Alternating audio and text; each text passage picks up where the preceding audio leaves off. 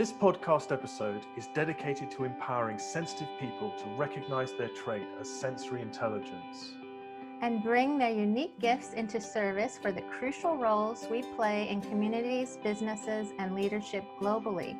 I'm Julie Bieland, sensitivity expert, psychotherapist, and founder of the online sensitive empowerment community. I'm Willow McIntosh, founder of Illuminance and leader of the High Sensory Intelligence Movement. We hope you enjoy this episode.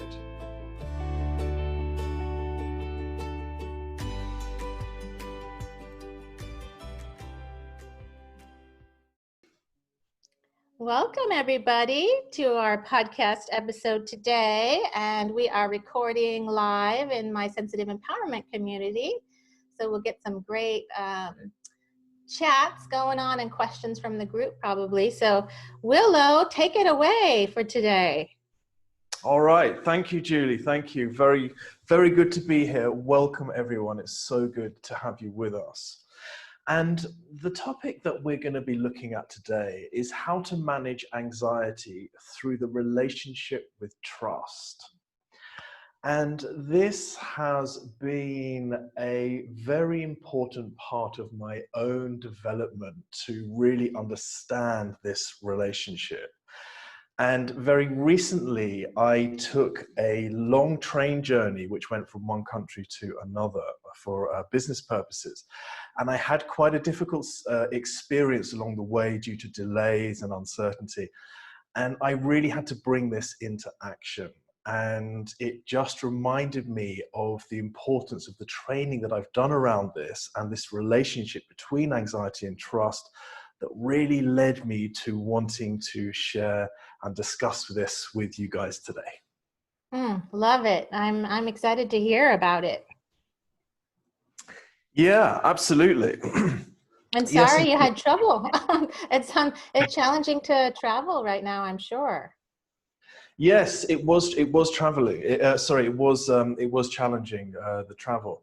Yeah, so to kind of give you the sort of background to the situation. So because I was on a train, first of all, and it was a long journey, essentially what was happening was because there were delays on the tracks and there were some issues, and it was essentially turned what was going to be meant to be an arrival at my location at 8 p.m. became 2 a.m. the following day. So it meant that it was going to, obviously, the overwhelm that was going to happen from being out in a traveling situation for such a long period of time obviously was going to have its effect on my system anyway.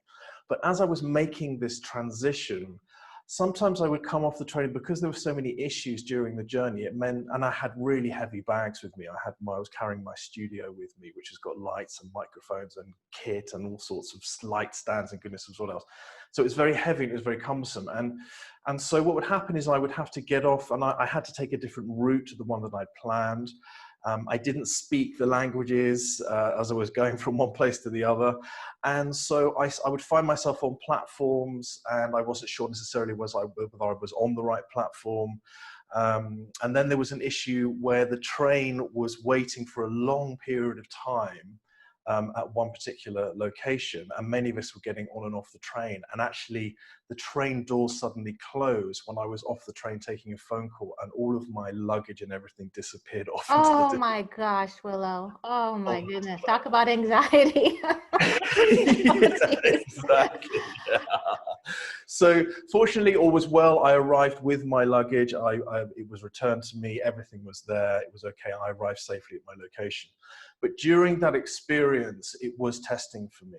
And one of the key areas that I'm really interested in kind of exploring today, and also getting your feedback, Julie, is actually the process of how we relate to kind of worst possible outcomes and how to manage that. Because what I noticed during that process was my mind was continuously running through, like, well, what happens if you miss the person that's meant to be welcoming you the other end? What happens if you lose all of your stuff and your luggage? You know, what happens if you, where are you going to sleep if it all goes wrong? So it was actually about managing those thoughts and working out how to and this relationship with trust. So that's the kind of piece that I'm really interested in looking at. Oh, wow. And just imagining as an HSP how much we get impacted by like when something doesn't go as according to plan, right? Yeah, absolutely.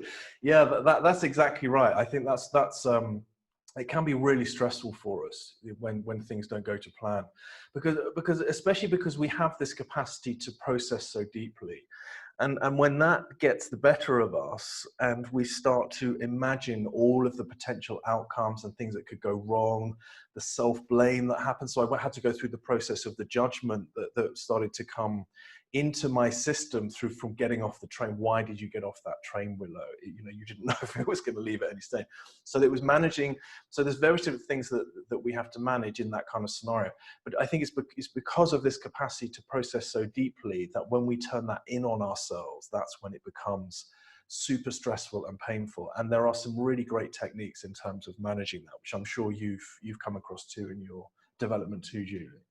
Oh yeah, it's how I've survived this long is being able to do these methods that help. Because what you're talking about is like when something like that happens, it's like the alarm bells go off in the brain, and suddenly the brain is interpreting it as if you're in, mortal danger, and sending out. I bet your heart was racing. I bet you said a system sent out the adrenaline in the system. Am I right? Yeah, absolutely. It was really stressful. Yeah. Yeah. My system was really, firing like on all cylinders, because, there was a moment where the train, it began to move very slowly initially. And then all of us that were left with our luggage on the train were running alongside of it, hoping that it was going to stop. And we were actually like banging on the train to kind of alert the driver that half of the people weren't on the train. Oh Um, wow.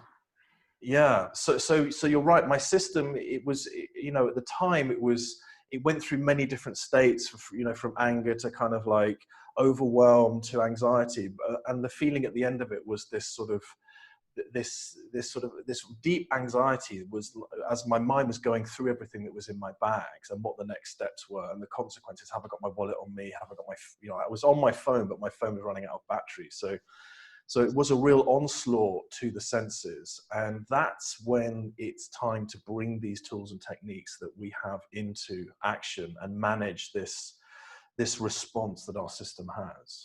Yeah, I was just thinking that, because there's definitely the challenges with this trait, but there's the gifts. And if you can work on these challenging parts like that, work on managing that alarm bell system. You were just mentioning how your brain took off into the future of like, okay, if I don't have this equipment, what am I going to do? Like you already went into this action mode of how to make it, how to fix it. And that's kind of special. I think that's a part of our trait that we tend to be good at, is to see all the little tiny details of how something can be better, right?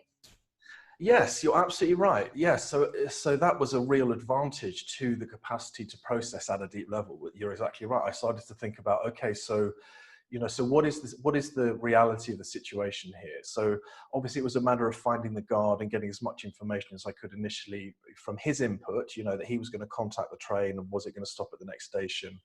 But I went in, my mind went into all the possible outcomes and what was going to be the best course of action for me.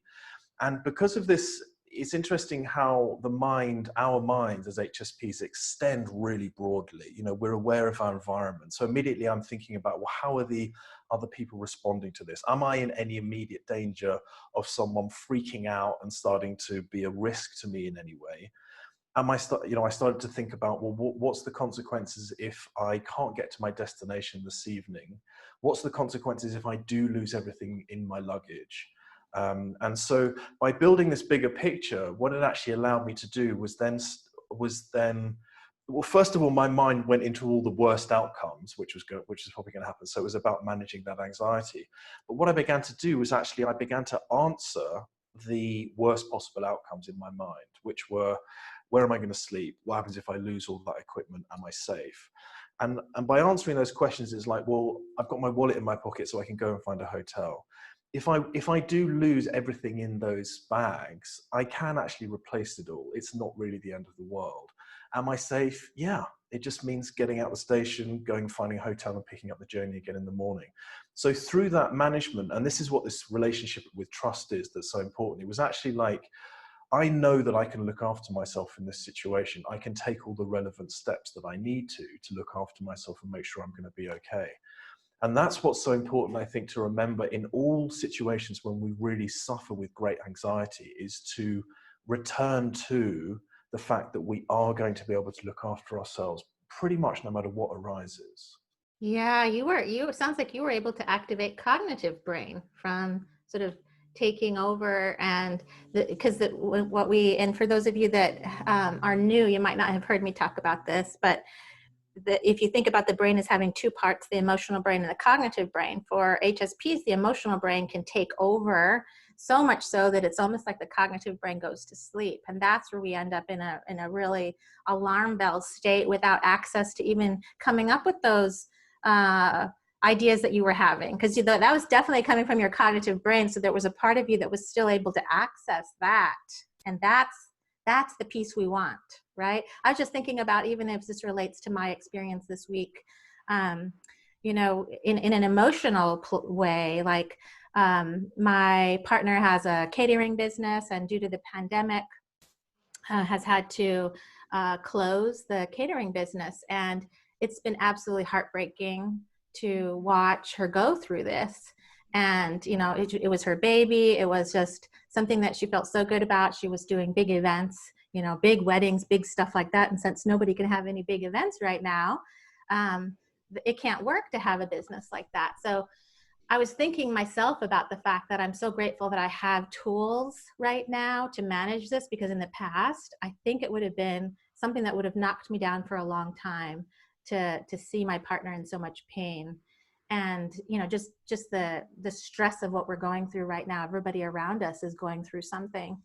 And, I think you're talking about this concept of trust. And I was thinking about how there was a part of me that I didn't used to have before that I had this time. And there was a trust in knowing that even though I wasn't okay in a moment or in a day this week, I knew that there was a part of me that was going to get through it, that I was going to get through it, that I have this new sense of tools like self-compassion to be able to say, okay, this is really hard right now. And maybe I just need to have a day that it's hard. Maybe I need to cry. Maybe I need to get into nature. And this is where I was starting to use some of my tools to get me through the difficult emotional part. And that's something that I didn't used to have. And it's something that it has made such a difference in my life. Wow. That's really powerful, Julie. And my heart really goes out to your partner right now. It must be such a stressful time for her to have to go through. I know many of us on the call right now are feeling the same thing, and our hearts go out to you guys. It's what a difficult thing to address. But you're absolutely right in how you're managing it, and the importance of that, and the importance of that awareness, and essentially knowing that even though we're going through something that is of such a challenge, and it is so difficult, that we are going to come through it. And it is a really interesting piece that you've brought up there about the emotional sensations, and then the cognitive response, or trying to bring in that cognitive ability. And it's really interesting, because I know, as you're talking about the feelings that you must have been going through, it's so overwhelming. First of all, to see someone that we love in pain, obviously that's very difficult for us, especially as empaths, because we feel the pain, and especially when they're that close to us, it becomes a real wash of feelings and emotions. And you're absolutely right. Sometimes it means it just takes a day to allow my system to process this and go through it, and have that self-care and self-compassion just to allow that. And it was exactly the same sensations for me that I was having on that platform with the train. It's like the initial feelings were really weird feelings. It was almost like a bit of a shock that was happening, where I started almost like a mild hallucination that happens where I'm thinking, oh my God, has that actually just happened? I'm tired, like I'm miles away from home and all of my stuff is disappearing off into the distance. And it was actually, it was knowing that my system was going to have to do that. And I was going to have to go through this weird state of really not knowing quite what was going on for a few minutes and then getting on the train. But it was only after I'd allowed myself to do that, and it might have been about 20 or 30 minutes later, that I then started to answer the deep questions that I had. Is like, what am I going to do? What am I going to do? So it was almost allowing my system to go through that weird feeling, the emotional reaction, and then allowing the kind of cognitive to kick in and do its thing, I think. That's so interesting that you say 20 to 30 minutes, because it's like once we've released adrenaline into the system, it takes about 20 to 30 minutes for it to be reabsorbed back into, and so that we stop releasing it. So there was a part of you, and probably because of the training that you've had, that you've done on your own, this your ability to go into action, to bypass the panic zone and go into action like that. So that's really interesting.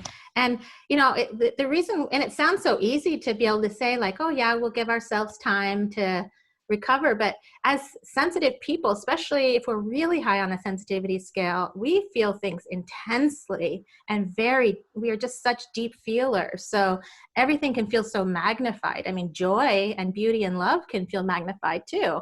But also panic and anxiety can feel magnified as a deep feeler. So, I mean, hopefully we can give a few tools even to be able to talk about, how, because I was thinking about the fact that I have tools allows me to recover faster. That in the past, I would have been knocked down for a long time. I would have lost focus. I would have lost a lot of my cognitive ability to work, to be able to function very well. I mean, all of that's coming from cognitive brain. To be able to even pick up tools that I have comes from cognitive brain. So that's pretty neat that you must have been able to access that. Yeah, yes, absolutely. Yeah, no, thank you. Yeah, I mean, I think you're absolutely right. It was that rush of adrenaline, actually, and the response, the deep feeling to, all the feelings that were going through me and responding to those. And yes, the tools and the techniques that I have developed over the years that have really helped me, and they're my immediate go-to techniques when I'm in that situation, is, first of all, I immediately allow myself to simply address what's happening right in this very moment. So in other words, all those thoughts that were going through my head, and what I have, I might buy into those thoughts for a few minutes, like they take control of me and I'm in that state. But basically what happens is I'm so used to recognizing the feeling of being completely at the mercy of my thoughts. So that feeling for me is a very very disconnected, weird sensation. It's almost like just being in a room with a loudspeaker that's not making any sense. I don't feel any connection to my sense of calm and my sense of who I am. So that's a trigger for me. It's like, okay, Willow, you are just literally at the mercy of your mind going 1,000 miles an hour. So my immediate go-to place is that I have to allow myself to remember that right now I'm actually safe in this moment. On this seat that I'm sitting on, or the ground that I'm standing on, I'm not being physically attacked. I'm not bleeding. I can breathe. So there's no real need for massive anxiety. Even though I'm feeling it, I remember that I have to connect to the ground. I've got to ground that weird energy that's happening. And in doing that, what happens is it almost tricks my thoughts, and the monkey mind that's going bananas in my head, it realizes that it's being watched. So I ask myself questions. Am I actually safe right now? Are these thoughts actually true? And what happens is it just stops my engagement and identification with those thoughts. And I just simply allow myself to sit and breathe deeply and just be in the moment. And then I can start to cognitively engage. Beautiful. Excellent tools right there. You're talking about, I mean, that is something I would suggest as well to do, and you're doing it. Is like that first step is to acknowledge, just to and going into your grounded. You did a few things there. You acknowledged, you grounded your energy, and by asking yourself those questions, am I safe? Are these thoughts true? You just engage the cognitive brain by asking those questions. So that's a really beautiful step to these steps to be giving to people. These really work well, brings you back into your body and the present moment, because alarm bell system can make you feel like you've almost left your body and you're just in panic mode. Yeah, absolutely. Yeah. Yes. Yes. Yeah. I love the way you've put those into, you know, those wonderful categories that are so important for us. The acknowledgement, and asking what, you know, what do I need as well. It's like, so, you know, moving into that place is, you know, obviously there's all of this kind of like chaos happening inside of me, but once that grounding and acknowledgement is happening, it's like, okay, so what do I actually need right now? And what I really need is I need some answers to the questions that I'm having. You know, am I safe? Is my wallet in my pocket? Can I go to a hotel? You know, these things. So my immediate needs are met in that sense. So it's like, you know, can I eat? Am I hungry? Am I safe? These kind of things. And once those things are met, then it allows us to then consider, okay, so what's the plan? What's the plan here? And I think, I mean, obviously in a situation that's really tricky like that, that's one thing.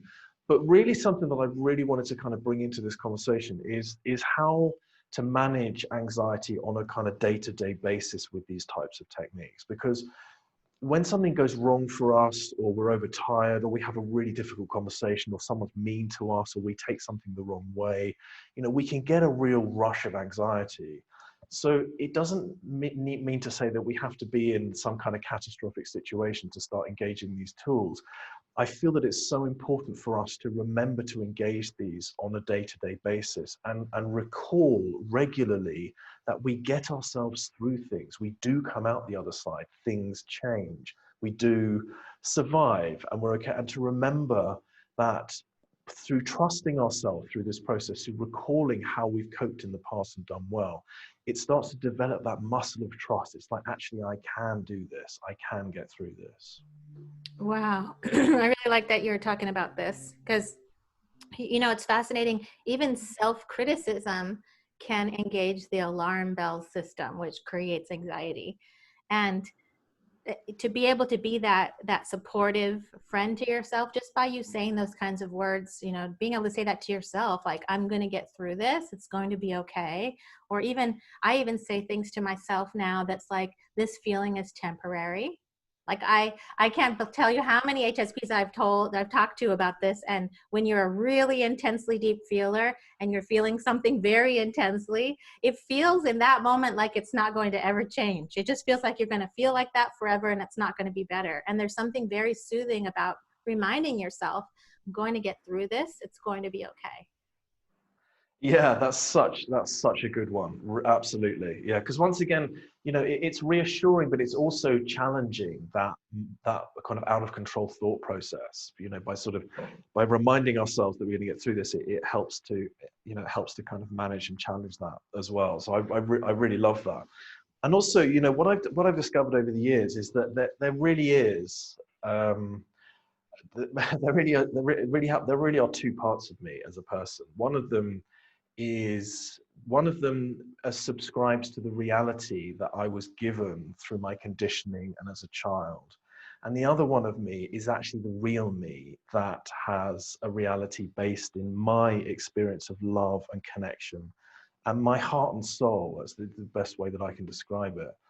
And over the years, what I've really learned to practice, and it has been through help, it has been through the right facilitation, getting the right reflection from the right people and mentors. But what's really become apparent over the years is the more I feel and choose to identify and connect with the part of myself that I know is real, and to trust that feeling of joy in me, that feeling of connection, that feeling of love, and to nurture that, and to really try and be in that place as often as I can, and to notice when I go out of it. it's through the connection with that truth in myself is where I have able to really own the real version of me, my real reality.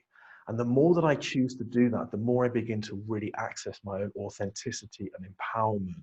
And the trust then really starts to bed in. So when things go wrong, there is this automatic, almost kind of search for, okay, what's true here? What's real here? And because I concentrate on that so much, the real part of me seeps through so much more easily. That's so beautiful. And I'm sure that your, daily meditation practice, your practice of, being able to be mindful, bringing this into day-to-day life helps when these big events happen. So if I keep on supporting myself on a day-to-day basis and I keep training, I think of it as a brain training, almost like building a muscle of being able to bring myself into the present moment. Because if I start to feel anxious about anything and I bring myself into the present moment, right now, this pillow in my bed feels really good. That's a present moment. Or right now, oh my gosh, my cat looks so cute. Or I love this plant that's in front of me. This is bringing yourself into that present moment. And the more often you do that, the more you gain this ability to be able to do that when the alarm bell system goes off. And I think that's a powerful training to give yourself as an HSP. I cannot recommend it enough. Daily practice of that will change your life. And having the right kind of support in your life. There's a lot of people talking in the community right now in our chat. I just have to mention, Gaynor, you're so, so sweet. Says, so sad to hear about your partner's pain, Julie. Remember, our community is here to support you too. How very sweet. Our community is just the most beautiful space of HSPs and how we're there to support each other. And Diane brought up an example of how she was actually getting out of she didn't have a credit card that wasn't, or the credit card wasn't being accepted to where she was. And she was able to kind of bypass the freaking out this time, she said, and go into cognitive problem solving. And I think, being able to say, I felt growth in that. I was able to realize it was going to be okay right away. That's a huge thing. And think about that, like when we are supporting someone else, we'll say those kinds of things to them. It's going to be okay. We're going to get through this. Even just supportive language like that coming from yourself even is something that's incredibly helpful in this process. Yeah, it really is. Absolutely. Yeah, it's such a great example. And yeah, it's wonderful that, to hear that so many of you guys out there are bringing these tools and techniques into practice and they're working for you. I love that. And I notice here that Micah or Mika, I hope I'm pronouncing your name correctly there, is how do you deal when when the person that you're with starts freaking out? You go on to say that it seems to send me back into anxiety because now there is a person I must try to keep calm in addition to myself and managing the situations. And I know my unmanaged anxiety can do this to others. I really understand that, and I can really relate to that. And listen, straight off the bat, we've got to be aware that we're going to have emotional reactions to situations, and we're going to have to sort of extend the bubble of our own self-care and kind of resilience, in a sense, to just acknowledge the fact that if we're already feeling anxious and someone next to us starts to feel really anxious as well, our mirror neurons are going to fire, our empathy is going to fire, and we're going to start feeling their anxiety as well as ours. And there is going to be, there could well be a period where it just feels like, oh my God, what's going to happen? Are we both just going to get worse and worse and worse? And it's very much bringing these tools into action that we're thinking about. And initially, there's got to be that understanding that someone else who's freaking out, we have to almost disengage from trying to fix them as well as trying to fix ourselves, and just manage our own energy. Because the quicker that we can bring our own energy back under control, the more useful we're going to be for them. So my initial response to that is what we're talking about. It's feeling your feet on the ground. It's grounding yourself. It's allowing yourself to just find your power and your grounding to engage the cognitive process to then start to address what you're both actually anxious about and how you're going to find a solution, or at least how you're going to move through it. I'm nodding while you're talking because Oh, okay. I totally agree with you. We have to ground our own energy first. And that is your ultimate job, is to keep your own energy grounded before assisting others. And it's also not our job to fix somebody else. That's a big one for us, because as HSPs, we tend to go directly to external, other people's stuff before fixing our own stuff. And there's also something to say about the fact that if we are grounded, we're emitting a grounding energy, and that's contagious. Just like if we're not grounded, we're emitting an ungrounded energy that is contagious. Very good. Absolutely right. Yeah. Yeah. So That's you'll actually absolutely be right. helping them, right? You'll be helping them if you're grounded. That's actually going to help them a lot. Even if you do nothing else but ground yourself, that's going to help that other person. And, if you get to the point where you're so grounded and you have extra to give, you can, have them do the breath technique that we've talked about, the 4-2-7, inhale for 4, the count of 4, hold for 2, exhale for 7. Do that about 5 to 7 cycles. You could teach them that breath technique. You can do some other grounding things that work for you. Even Cecilia mentioned a grounding exercise of where you kind of look around and you name 5 things using your 5 senses. That's something that works well for people that are having an anxious state. But yes, Willow, you nailed it. You ground yourself first. And then, yeah, absolutely. Yeah. Yeah. I couldn't agree more. Yes. It's practice. It's remembering that these tools work and to try them. And I really love the reference to that breath technique there that you've mentioned. That breath technique is used by the Navy SEALs. I think that's where it originated from, to help them manage their anxiety. And I mean, those guys experience massive anxiety in really exhausting situations. And so if they use it to manage their anxiety, then it's definitely going to work for us. And I have found it really, really works for me. I mean, there's all sorts of science and biology around the breath, and breath holding and breath techniques are a big part of many different disciplines. But actually, what I find is when we focus on something, exactly as the example's been given there of naming things in our environment that you mentioned there, Cecilia, when we're actually thinking to ourselves, okay, I'm going to now do deep breaths and I'm going to do this breath holding thing. As soon as we do that, we're immediately switching our focus away from the chaos in our minds, and we're bringing our attention into our bodies, and we're starting to allow that focus and that grounding, and then the actual breath technique has all of its benefits as well. So that's a really, really good one. Yeah, it actually communicates to your brain that you're not in danger.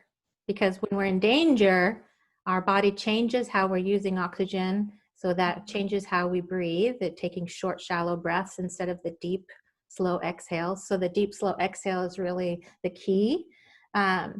So yeah, there's grounded in science and physiology. It's amazing. And I've probably heard from hundreds of HSPs now, maybe even thousands by this point, who have tried this technique and share that it works. It works really well. You can teach it to your children and your teens.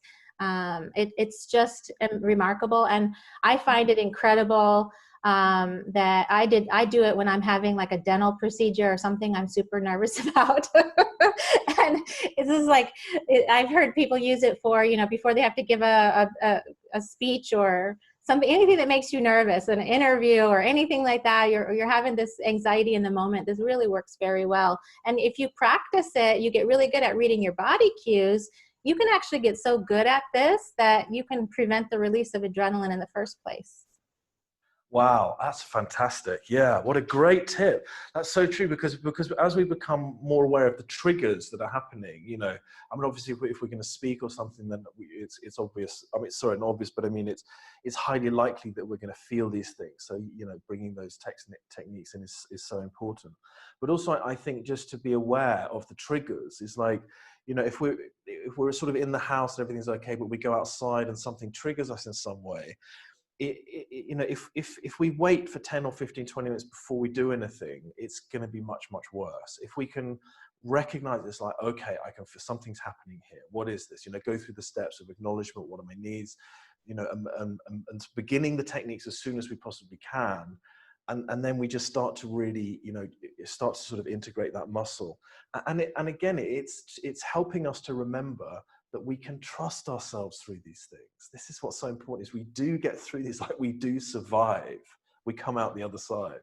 Oh yeah, and there's something we can do about it. And I think, I mean, Willow, you and I have talked so much about our childhoods and different things in previous episodes, and I know that we both are in a similar place where I know for myself, I think about, gosh, how hard life was as such an extremely sensitive person before I had these tools. It was so hard. And I know that many of you listening right now are really struggling. And I just want you to know that it can get better. And, we didn't develop these tools overnight. These were things that took time and took practice. But with practice, with daily practice like that, and a commitment to your tool development, really does change your life. And I like what Annabelle said about grounding ourselves first keeps the boundaries clear. I love that, because if you are a very highly sensitive person, you might be having your energies merge with the people that are near you. And if somebody's not okay, and you're sort of absorbing some of that energy, as well as the brain mirror neurons that you were talking about, Willow, we have more activation in that part of our brains as sensitive people. So we feel it even more.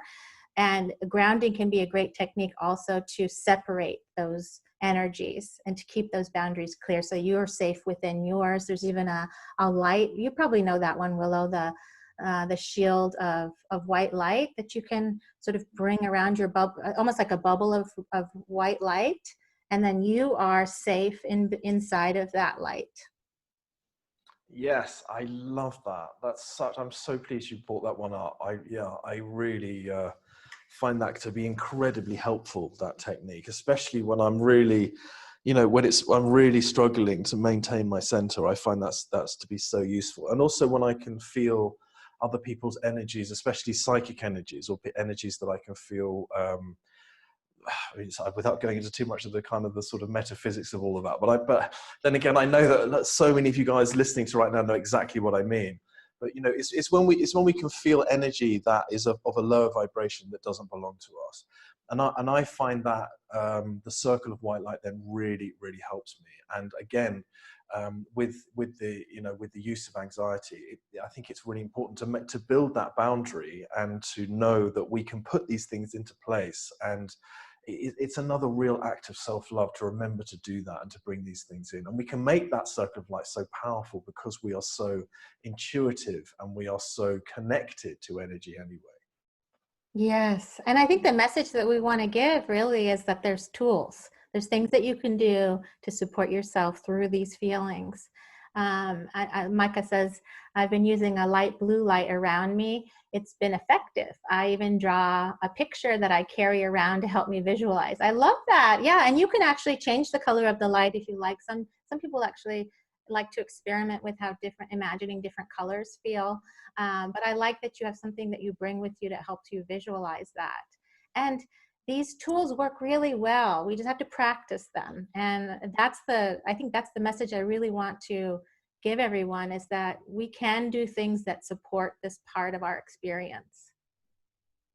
Yeah, absolutely. Yeah, I couldn't agree more. I feel that's really, the piece I'd love to get across in this episode this week is to engage these tools, bring them into practice, and and to remember that we have everything that we need to manage our anxiety and to manage our energy and to be the best that we can be in the world, as long as we remember to trust that these things work, to trust that they work, and to trust ourselves that we're going to be able to use them and that we're going to be able to give ourselves what we need. And the more that we remember that and the more that we recognize it, the easier and easier it gets to bring it into play when things really do go wrong for us.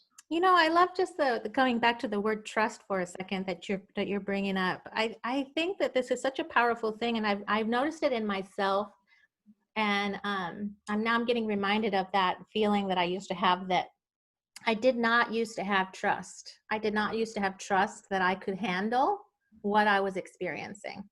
And living life like that was really difficult.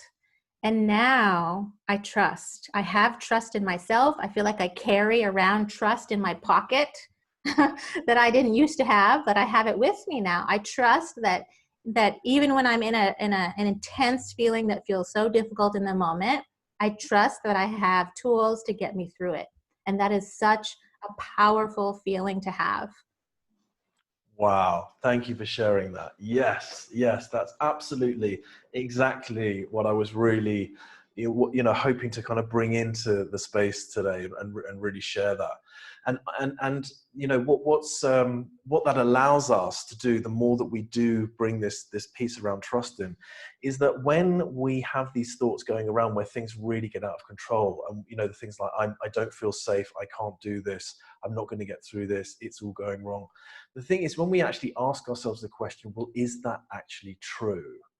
And then we refer to evidence, and actually sitting down and writing out evidence, writing out previous experience of what you've managed to achieve, or what we have managed to achieve as HSPs in previous examples, where we have got through things, or we've got through really difficult stages of our life, or things have really gone wrong for us, and just finding evidence of the fact that, yes, I've done that before. And that really helps to build trust, because it's like, actually, well, that's not true. I can trust myself because I've done this before. Yes, absolutely. I love that. That's a that's actually a daily commitment too, is to keep on bringing that into yourself. I know people in the community are chatting about this. It's absolutely true. That like it takes some practice to get that level of trust. I didn't used to have that level of trust, and I think of it as steps on a ladder. Keep building that level of trust in yourself and keep practicing the tools. Don't wait until things are completely falling apart before you use your tools, because think of it as a muscle. If I need to build up a muscle in my body, but I only use it once in a while, it's not going to be as strong as if I'm practicing it on a daily basis. Yeah, absolutely, absolutely. And one piece, I think, I couldn't agree more, Julie. I absolutely right. It is definitely practice and developing the muscle, 100%. And I think also, a piece to kind of wrap this up today, to remember, is that it's to remind ourselves at the end of the day, is if we can, in a way that works for us, is to learn not to take ourselves so seriously as we do as HSPs when things go wrong, when we're in this state of anxiety. Just to learn to smile, and just to remember, it's like, am I actually really in danger right now? Are things really that bad? And just allowing ourselves literally to put a smile on our faces, and just remember that it's not as bad as we make it out. We're such deep, caring people. We want to get things right, and we're so hard on ourselves so much of the time. And just remembering to smile and just take things a bit lightly, and that there is always joy around us. There's always a joyful thought, just another thought away. Yes, and I talk a lot about the positivity tank fill up. If you've been working on filling up that positivity tank and it's full when something happens to you that's really overwhelming, your tools are going to be easier to get. And if your positivity tank is empty and your negativity tank is full because you've been, taking in too much news or too much stress around you, but you're not doing the little moments of joy that you put into that positivity tank, it's going to be a lot harder. So it is a process over time of working through all this. And I actually love the idea of, and I teach HSPs this concept of rewinding the tape. When something went terribly wrong, and you just had no tools and it just fell apart, after you've recovered, rewind that tape and think about, what could I have done differently? What tool would I have needed, and at what point could I have used that tool that would help me next time? Because that's what I did. That's how I learned. It was like I'd have something fall apart, and then I'd fall apart, and then I'd rewind the tape and think, okay, you know what? I remember at this point I started to feel like I was falling apart. If I could have done something before that. So you get to know, and you also get to know the body cues. That our body cues are giving us messages about what we need moment to moment on a daily basis. Especially, we have such a gift to pay attention to that. You have more activation in your insula in your brain that gives you a level of conscious awareness that is more than the majority of the population. So that is one of those gifts that you definitely want to use. use it to, it'll give you, think about how many times we've ignored those signals, right?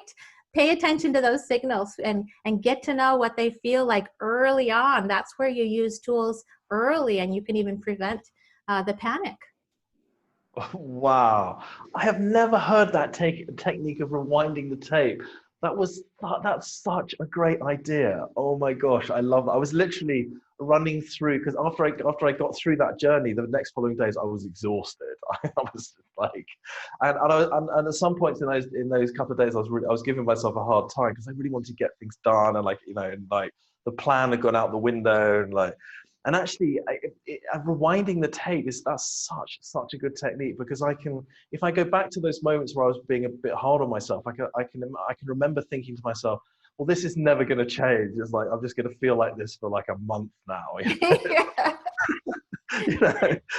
and it just takes a bit of a rest, and then we recover, and then we feel so much better, and Oh my gosh, so true, right? That's the same thing I was thinking. I'm so proud of myself when I was really having a hard moment. I was like, you know what? I need to be in nature. Just let me get there.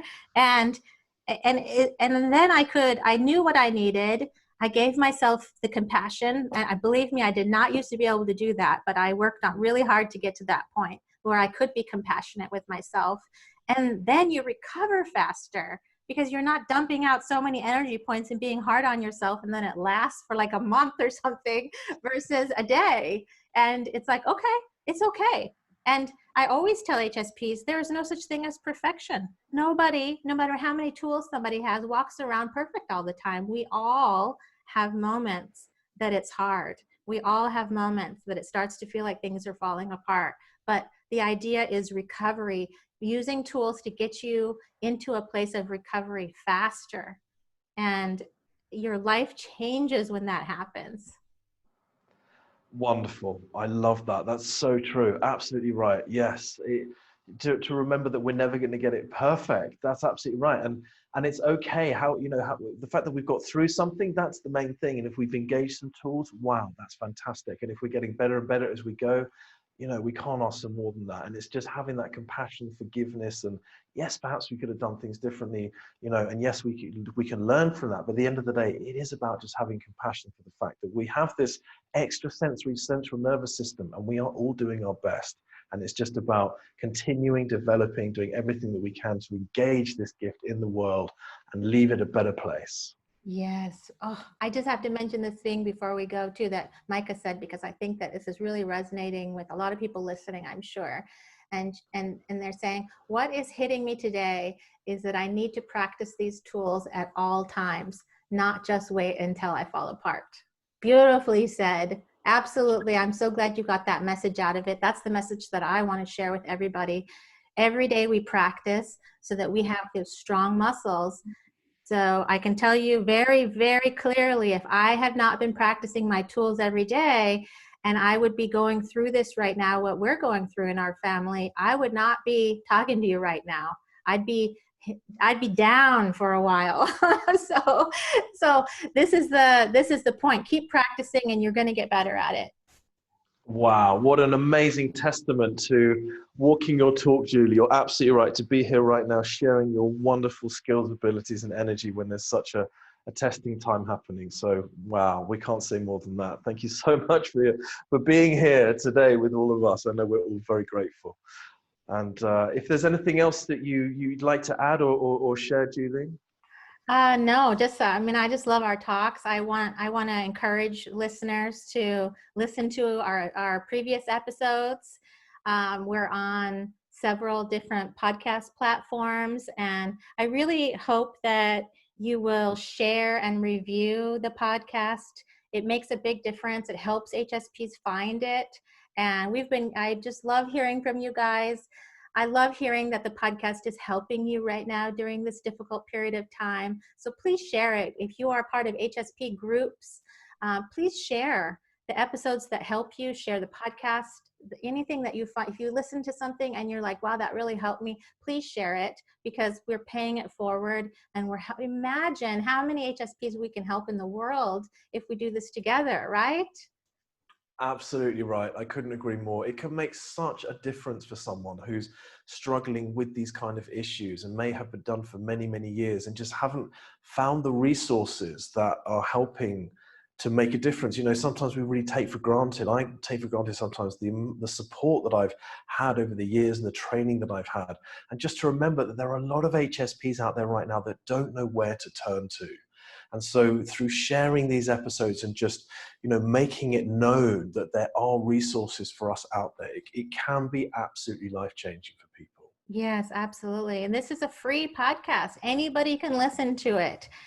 You can also go to hsppodcast.com to read show notes and see the bios of me and Willow, learn about us a little bit more if you're new to learning about us. And everybody, thank you for sensitive empowerment community. I just love you guys so much, and I am so glad that you're here with us, being a part of this. You really enrich the experience, and we just love talking with you. And Willow, really enjoy our time together, and I look forward to talking with you every week. Absolutely, me too, Julie. And thank you so much, everyone, for being on the call today. And if we can support you any further, you know, do reach out to us. If we haven't got to your questions, then please let us know, and we'll do whatever we can to support you. Looking forward to listening and being with you next time. Yes, Yvonne says heart hugs to you all. I send them back out to all of you as well. Love you guys so much. And yes, keep letting us know what you need. We're listening, and we really love hearing from you. So everybody, take such good care of yourself. Listen to the podcast episodes to support you, and we will see you in the community. And I just can't wait to talk with you again next week, Willow. Thank you for everything. Yes, you too. You too. Speak to you again very soon. Bye for now. Bye, everybody. Bye. You can take my free sensitivity quiz and find all my HSP tools and resources at sensitiveconnection.com. To register for the next masterclass on how to make your shift into high sensory intelligence, visit inluminance.com. Please leave us a voice message if you have a question or comment for us to be included in a future episode. Just click the voice message button in the show notes, introduce yourself, tell us where you're from, and record up to 60 seconds. We love hearing from you. And please share this episode to help others. And take extra good care of yourself out there. Bye-bye, everybody.